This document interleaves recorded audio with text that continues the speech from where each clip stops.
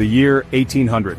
America, a fledgling nation, prepared for its fourth presidential election. The air crackled with tension. The young republic, barely past its infancy, faced a crossroads. Two titans of the American Revolution, John Adams and Thomas Jefferson, stood as the primary contenders. Adams, the incumbent president, represented the Federalist Party. He favored a strong central government and closer ties with Great Britain. Jefferson, the author of the Declaration of Independence, led the Democratic-Republican Party. Jefferson advocated for states' rights, limited government, and an agrarian republic. The stage was set for a clash of ideologies. The election of 1800 was not merely a contest for the presidency, it was a battle for the soul of the nation. The Federalists, primarily merchants, bankers, and large landowners, feared the excesses of the French Revolution. They saw in Jefferson's ideas a dangerous descent into mob rule. The Democratic Republicans, largely composed of farmers, artisans, and small businessmen, viewed the Federalists as elitists.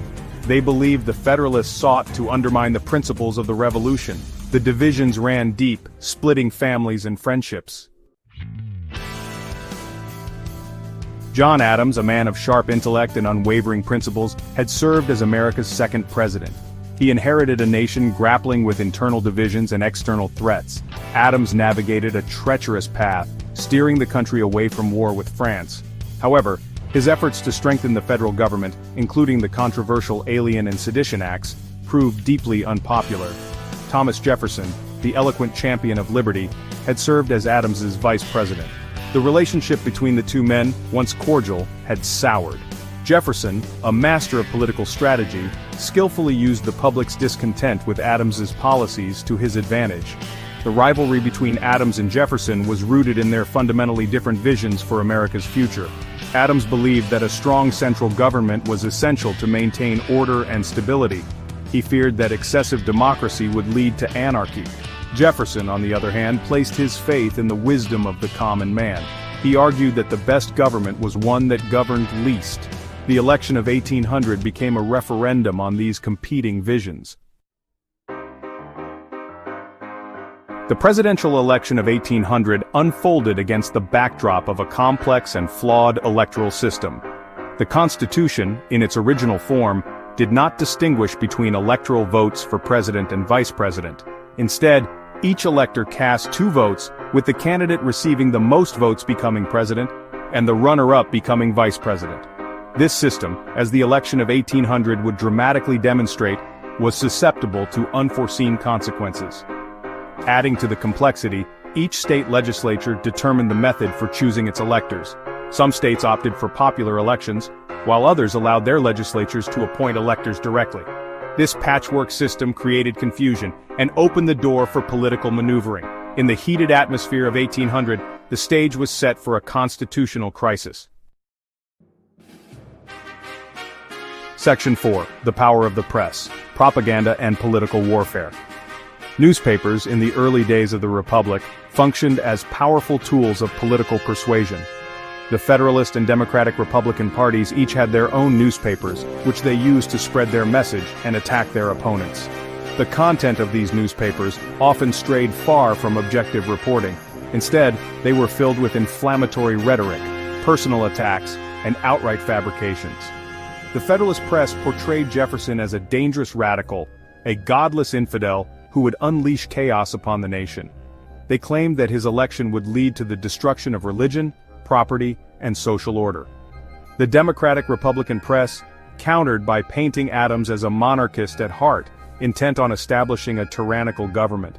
They accused him of undermining civil liberties and betraying the principles of the Revolution. The propaganda war raged on, poisoning the political well and deepening the divide between Americans. Section 5. Deadlock, the election that went to the House. As the election results poured in, it became clear that the contest between Adams and Jefferson would be exceptionally close. When the final votes were tallied, a stunning result emerged. Thomas Jefferson and his running mate, Aaron Burr, had tied for the presidency. Each man had secured 73 electoral votes, throwing the election into disarray. The Constitution dictated that in the event of a tie, the House of Representatives would decide the presidency. The House, however, was controlled by the Federalists, many of whom despised Jefferson. For 6 days and 35 ballots, the House remained deadlocked. The nation held its breath. Finally, on the 36th ballot, a few Federalists broke ranks and cast blank ballots, allowing Jefferson to secure the presidency. The crisis was averted, but the election of 1800 exposed the fragility of American democracy and the potential for constitutional deadlock.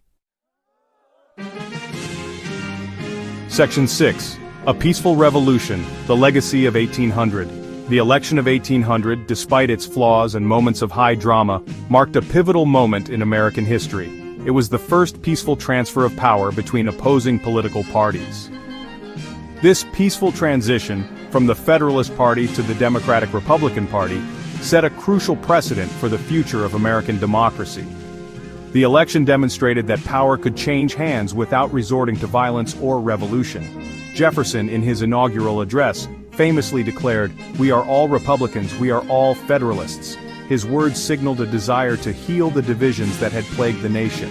The election of 1800 had been a bitter contest, but it ultimately strengthened the foundations of American democracy. It proved that a nation conceived in liberty could withstand the passions of a fiercely contested election.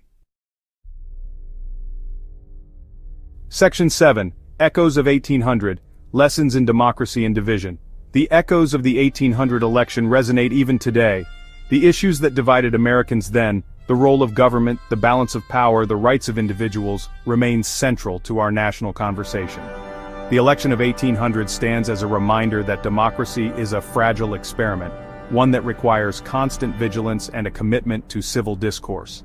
The bitter partisan battles of our own time, often fueled by misinformation and inflammatory rhetoric, serve as a stark reminder of the dangers that faced the young republic in 1800. The lessons of that pivotal election, the importance of a peaceful transfer of power, the need for a free and independent press, and the dangers of hyperpartisanship are as relevant today as they were over 2 centuries ago. As we navigate the complexities of our own time,